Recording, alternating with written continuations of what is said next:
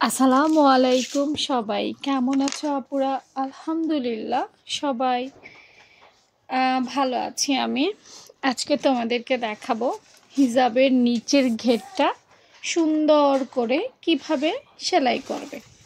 অনেকেই বলো যে তোমাদের নিচের অংশটা যখন সেলাই করো তখন সেটা বটে যায়, চটে যায়, ফিনিশিং হয় না, খুঁড়ে যায়, অনেক ধরনের কমপ্লেইন থাকে তোমাদের।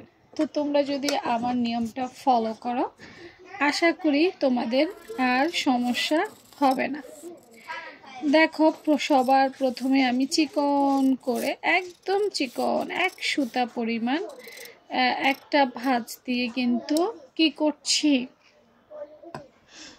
সেলাই করে নিচ্ছি ঘুরিয়ে ঘুরিয়ে, একদম চিকন করে, মোটা করা যাবে না, এটা মাথায় রাখতে হবে। এরপর সুন্দর করে খেয়াল করো, পুরোটা যখন হয়ে যাবে,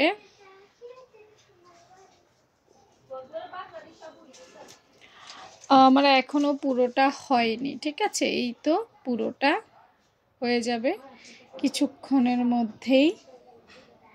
পুরোটা যখন হয়ে যাবে তখন আবার এটার উপরে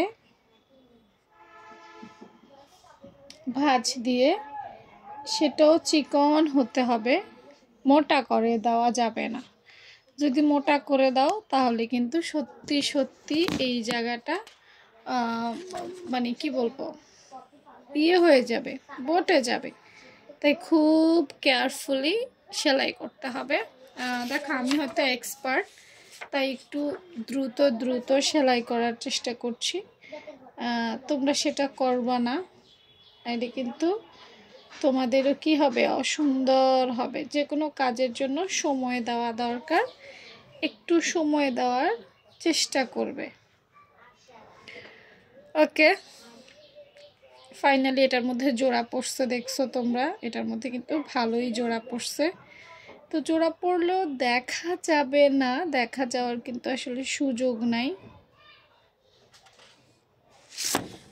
চেষ্টা করবে ঘের বেশি এ ধরনের,